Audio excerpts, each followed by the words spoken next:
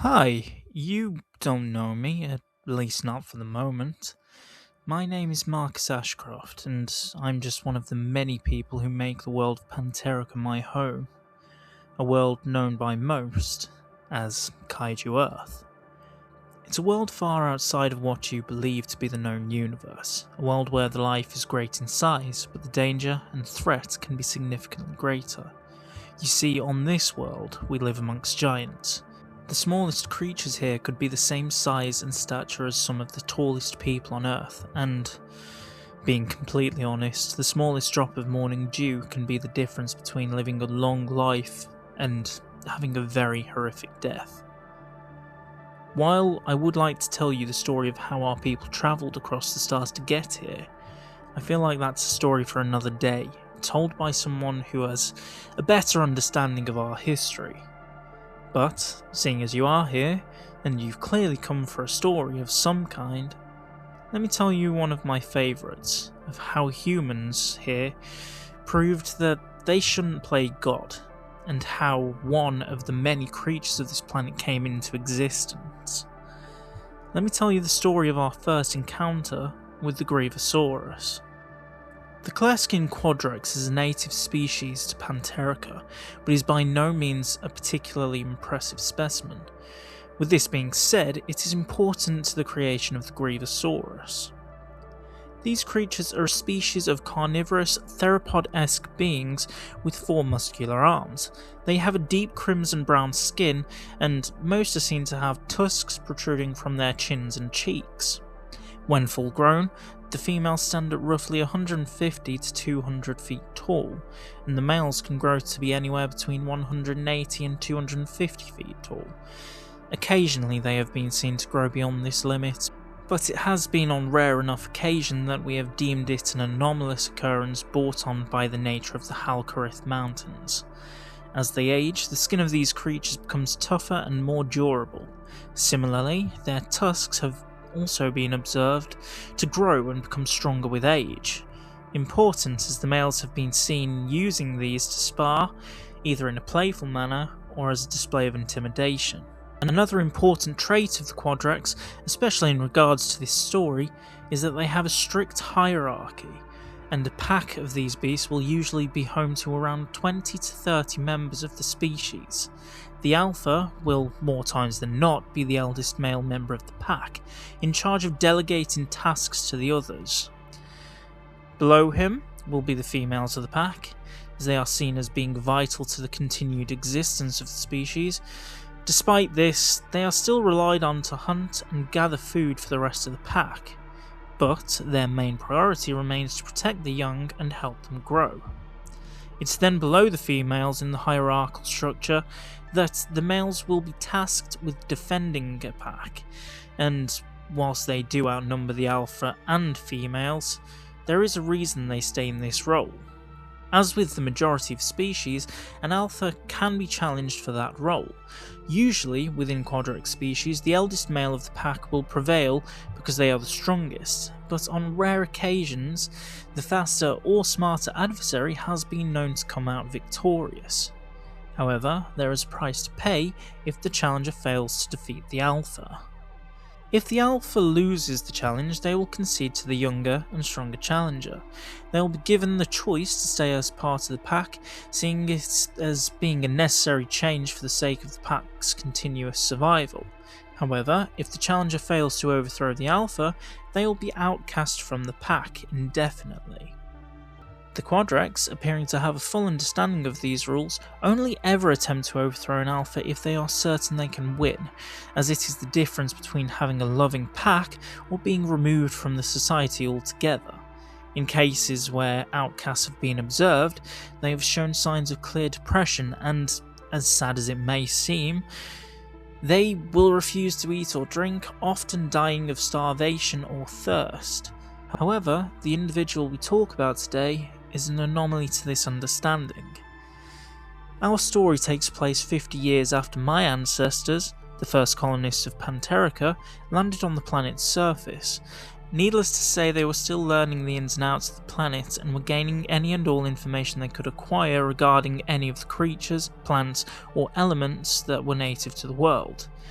It was during a hunt for resources that they came across a pack of quadrex. More interesting still was that one of their youngest members was challenging the Alpha.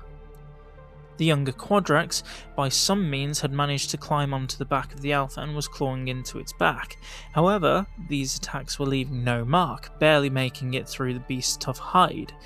This continued for merely 10 minutes, with the challenger barely even showing any signs of exhaustion, while the Alpha just stood there, not even attempting to pull its adversary away. Eventually, this fight ended when the Alpha apparently grew tired of the challenge and simply swung its tail at its own back, hitting the challenger in the head. It then proceeded to reach behind itself and throw them to the ground. As rules declared, the challenger was then treated as an outcast, shunned by the rest of the pack, but unlike most outcasts, this quadrex did not get depressed, and did not show any regret for its actions. Our ancestors observed an action quite unique to these beasts, as it simply pushed itself back to its feet, waited for its adversary to fade from view, and then began tracking them, while staying far away enough that it was never acknowledged by the pack.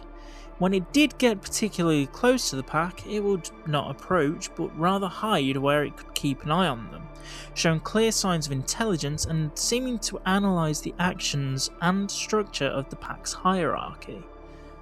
A few months would pass, and for some reason this unique quadrex would then walk up to the pack, in the open, declaring a challenge on the Alpha once again. This happened 5 other times before the creature seemingly had enough of an understanding of the pack to know how to act next. The final time the creature approached a member of the pack was not the Alpha, but was in fact one of the weaker females. It had made its way out to look for food for the young, and unfortunately was being followed, targeted by the challenger. She bent down for a drink of water from a nearby stream as the challenger approached, but didn't acknowledge him. He stood at the opposite side, still not drawing too much attention from the female, and leaned in for a drink itself, keeping its eyes fixed on her as he drank. It let out a low rumbling growl and reached one of its forearms into the water. It swung back its arm and thrust forward, splashing water onto the female and causing it to step back, shocked and disoriented. Following from the splash, the beast lunged, claws bared, and struck the female in the shoulder, drawing a steady stream of black, oil-like blood. It shrieked in agony, using one of its other arms to cover the wound while using the others to crawl backwards, towered by the frame of the challenger. It clawed again, and roared as the female shrieked once more. With 2 punctured shoulders and weakened arms, it then reached one claw over the back of her neck and dug in, puncturing the sides of her throat.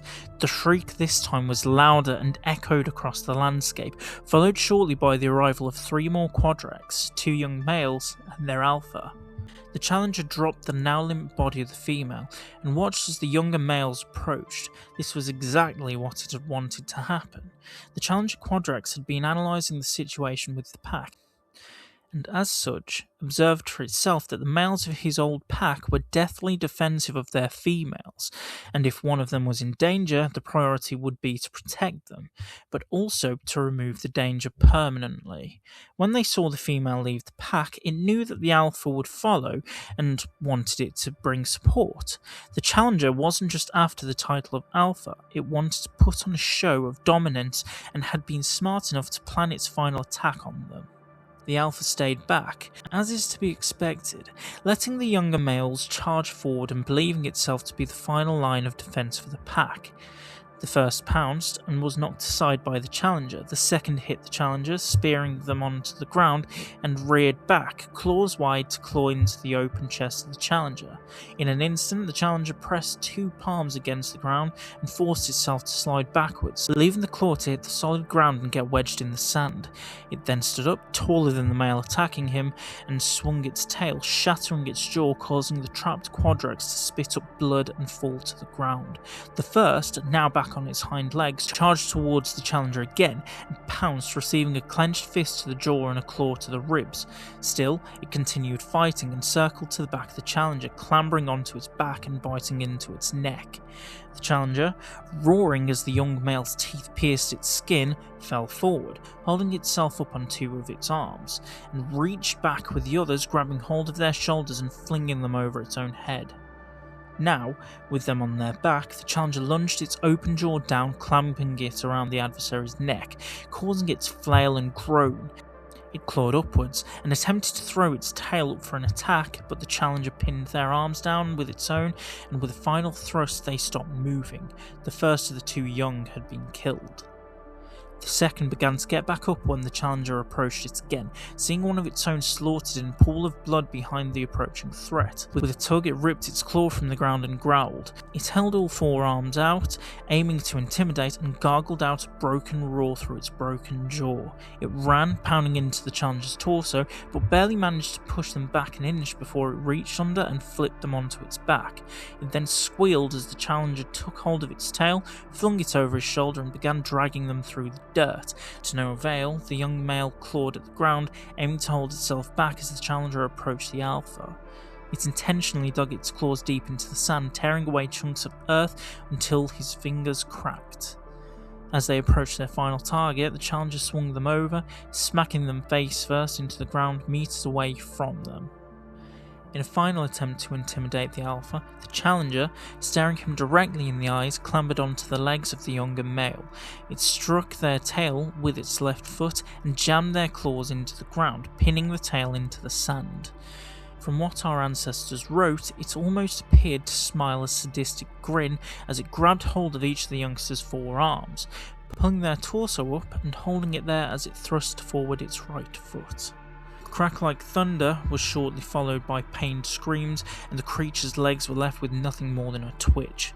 It struggled to pull its other arms free, but was now weakened and in shock from the blow. The challenger proceeded to pull on each of their arms, using its own wider wingspan to pull its adversary's arms further than they possibly could.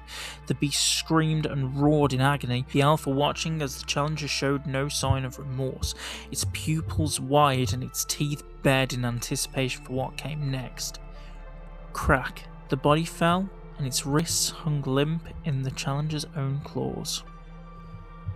The alpha and challenger were then stood staring at each other, the alpha growling, arms pressed into the ground and waiting for the challenger to act, its eyes darting back and forth between the bodies of the two males and then the female, whom was now limply pulling herself back to the water, unbeknownst to the challenger. Seeing this, the alpha loosened its stance and stared into the eyes of the challenger, now letting its supposed smirk wither away as it saw the strength return to its adversary. Regardless, it charged ahead and jumped onto the alpha, standing nearly 2 times its own size. It clambered around it, dodging the strike of its tail on its way to get behind the slower beast. It dug its claws into the rough skin of the alpha and pulled itself onto its back, clawing again, similar to their first challenge. The alpha reached back and threw them to the ground, causing the earth to quake beneath them. The challenger slammed its tail against the face of the alpha, smacking it in the eye and causing it to step back. When it opened its eye from the blow, it returned it, slamming 2 clenched fists into the face and side of the challenger, causing it to scream in pain as the crack of ribs echoed through the air. It shrieked, leaving a stream of saliva shooting across the alpha's face, and then jammed its claws underneath its ribs, finally breaking skin and pulling the bones. The alpha groaned and pushed the challenger back, but locked onto the side of the female drinking from the stream. The challenger followed the gaze and saw the female, injured but not killed. Its eyes flared open with rage as it pulled itself to its feet to attack the female again. It's in that moment the alpha had had enough. Before the challenger could take off from its position, the alpha used its clawed foot to press their tail into the ground. It turned around, shrieked, and tugged to get its tail free, only to receive the force of the alpha's jaw clamped down onto its neck. The Challenger struggled and clawed at its attacker, but received blow after blow. The Alpha tore away chunks of their skin, revealing tissue and bone. It dug a huge clawed hand deep into the chest and ripped out the Challenger's sternum, along with cracked chunks of rib and black flesh. The Challenger coughed up gashes of blood and failed to shriek through the torn-up throat, then lay in a pool of its own blood. The Alpha proceeded to approach the female and helped her back to the pack. The other bodies were left behind, which was where our ancestors got lucky. Part of our learning process at the time was to take specimens of the plants and animals we encountered. Usually we would be able to take smaller corpses and residuals, but they hadn't ever had an opportunity such as this. The 3 corpses left behind by the fight left us with a lot of resources to analyse. Firstly, our ancestors found out about the unique structure of the Quadrex skin, finding that it rivaled both the strength and durability of many of the metals making our vehicles and structures. It was then used itself either to replace or reinforce the creation of new vehicles, tech, or architecture. The next test they underwent was attempting to discover any medicinal properties to the creature's bone and muscle tissue, finding that it could be used as a supplement to improve brain function, but would also increase aggression in those who took the supplement. Needless to say, this supplement was discarded as a potential idea, as we were not yet fully aware of the effects that it may have. Finally, they studied the physical attributes for military purposes, so they knew where to hit with attacks to best neutralise the threat. It was at this point that we learnt something. The 2 young males had already been torn apart and used for materials long before experiments could even begin looking into the creatures for military purposes, and the final corpse was that of the Challenger.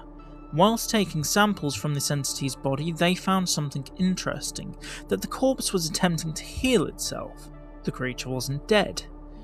Despite knowing what the creature was capable of, they decided to help it on its journey back to full health, and the military wanted to see if they could use it as an effective weapon against some of the more dangerous kaiju in the area.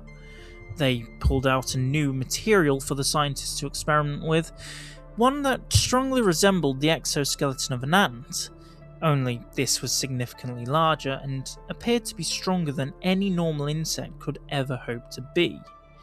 It was the exoskeleton of a creature they labelled the Arthropodian Dryad, and was in particular the exoskeleton of one of the larger warrior bugs.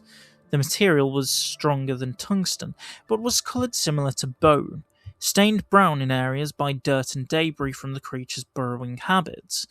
The idea offered to the scientists was that they should attempt to graft the plating onto the Quadrex, but they had a far worse, or better depending on your standing, and more effective idea.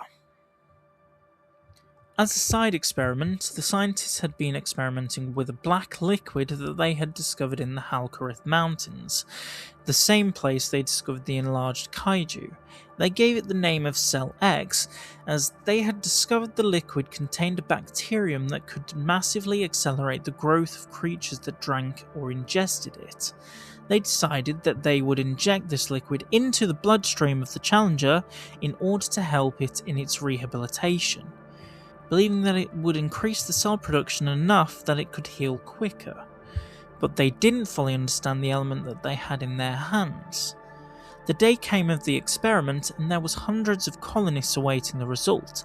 Many were there in hopes that it would be a new form of protection for the cities, while other, more compassionate people were hoping that we had just found a way to help kaiju if they are harmed or injured by us. Either way, everyone who was there was desperate for this experiment to work. Both the science and military divisions came together to decide on how the experiment would take place, and agreed on the events that followed. The plating of the Arthropodian was placed on areas of the body that had been damaged or torn by the Alpha. These areas required the most protection and would help patch up the skin where necessary. Following this came the injection of Cell X, which was monitored and injected in multiple areas of the body. Everything was going smoothly until they injected a vial into the brain of the Quadrex. The body healed rapidly, tissue merging the skin of the Quadrax to the exoskeleton of the Dryad. Its scars healed over, leaving no sign of damage, and its broken bones appeared to mend and snap into place seamlessly. They declared the experiment a success, watching as the chest of the creature began rising and falling softly. The injection to the brain was what took it a step too far. As the amassed crowds began to leave, there was a rumble, and the sound of snarling coming from the labs. The ground began shaking and glass panels began falling from the roof of the science building of Alaki City. Inside, the creature was beginning to writhe, convulsing and shaking as its body began to twist and transform under the effects of Cell X. First, the creature's skin changed. The crimson-brown skin faded to a dark anthracite, but also became thicker and more durable. In sections, as if the cells had merged the DNA of the two creatures, bone-like protrusions grew from the skin, similar in texture and strength to that of the arthropodian warrior skeleton. Its face coated over with the similar exoskeleton but lost its horns and instead sprouted two antennae-looking protrusions from its cheeks. It grew more muscular and its tail grew longer, sprouting thagomizers similar to a stegosaurus, becoming more bumped and rigid. The plates on its chest extended to cover the entirety of the creature's torso, but it didn't stop there. As the body changed, it grew. Its arms and legs became too wide for the metal bands holding down its body, and the growling came from the hands tightening around the wrist. The growls turned to roars, and the roars grew louder and deeper, paired with a buzz similar to the hissing of the arthropodian. The metal creaked, and for the faintest of moments, the world fell silent. The snap of metal cut through the audience, followed by the rumbling of the ground beneath them. The glass shattered, and the arms of the beast smashed its way through the building, throwing shards of glass and chunks of debris in every direction, crushing cars and leaving craters in the streets. Not just the men, but the women and the children ran for their lives, terrified of what this creature could do. It leaned its head back, chest puffed out and roared out in anger, then stood there, arms at its side and tail swaying gently from side to side, the remains of the science building lying on either side of it as it scanned the audience, deciding what to do. It put its weight on its front two arms and leaned, its head hovering just before the audience, lightly growling. In the sky above, ships hovered. Men armed with Gatling guns pointed at the beast. They dared not shoot for the sake of the audience below, but one soldier with an itchy trigger finger shot the beast in the head. In an instant, the roar echoed through the city, followed by the screams of terrified patrons, and the words "evacuate" blaring across speakers in the nearby area. The creature swung its tail at the ship that fired, but missed and hit a nearby skyscraper. Glass shards fell from the sky like daggers, injuring those in the streets below. The entire tower began to tip at the point of impact. Meanwhile, the creature, still enraged by the attack made against it, was taking swipes at the sky with each of its four arms. With each swipe, it grew closer and closer to hitting them. Each pilot now had their gunners targeting the creature's head and eyes, hoping to do some damage. But this was to no avail. Each bullet that hit either missed or bounced from the carapace of the unstoppable fiend. Not even the faintest of scratches was being left on this new beast. Two of the pilots agreed to fly out past the perimeter in the hopes of luring the creature outside of the city and reducing civilian casualties. They called through, requesting that the other pilots should cease fire and draw the attention to them. They flew higher out of reach and gave them the room to draw the beast away. It began to follow, lumbering towards the ship, one arm covering its eyes as it approached, but it stopped and twitched. The antennae on its cheeks began twitching and vibrating as if picking up a signal. It changed course and began stomping back into the city, not seeming entirely like itself. Its eyes had glazed over black and it began on a path of seemingly meaningless destruction. In an attempt to draw it back towards them, the other pilots dropped down and began aiming for the softer skin between the arthropodian plates. It shrugged them off, and instead whipped its tail into the air, striking the ships from the sky in an instant. It continued a course forward, its antennae still twitching and vibrating vigorously. The remaining ships followed closely but remained vigilant. They could do nothing but watch as the creatures stormed through the city on a warpath. They shot bursts of gunfire but could not draw the creature's path, especially as it reached the seemingly abandoned military bunker in the centre of the city. When it arrived, it drove a clawed fist into the ceiling and tore the roof open like it was no more than a tin can. It proceeded to rummage through the inside of the building and eventually pulled out a familiar-looking substance. As it pulled its arm up from the bunk, the item in its hand glinted. The bone-coloured, tungsten-strength exoskeleton of another arthropodian was gripped tightly within its claw. The only difference was that this one appeared to be a large crest and resembled that of an arthropodian queen. On seeing this, the pilots had a new plan to draw the creature out, or at least they had a new target to shoot at. One of the pilots dropped in and began shooting the hand holding the exoskeleton fragment, and the pilots were surprised to see that the aggression returned to the beast's face. The other pilots followed suit and aimed their gunners towards the arthropodian crest. The beast shrieked and bellowed as it chased after them, closing in as it swiped its free claws frantically. Its roar blew shockwaves across the cityscape, but the pilots just grew ever more desperate to draw it from the city and away from civilians. One of the ships was clipped by the claw of the beast and flew into the side of another building, then another and another. Smoke billowed as they smashed into the ground. One after another, the pilots fell at the hand of the beast, and they began to fear for their lives. They weaved through nearby buildings, hoping to gain some ground, and eventually flew through a narrow alleyway between 200-story towers. The creature followed, but not with ease. It clawed through the steel beams and smashed the windows, prying open the gap between them. It strained under the pressure of the two buildings but pushed them apart, causing a reaction of falling towers followed by countless deaths in the streets below. It pushed its way through the resulting gap and roared even louder, the shockwave shattering the windows in the close vicinity. After that, the pilots knew they needed to be more careful, no more fancy flying.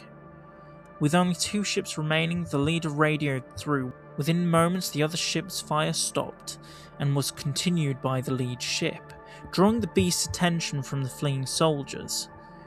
The plan was back on, to lead it away towards the woods at the edge of the city, and they flew as fast as they could.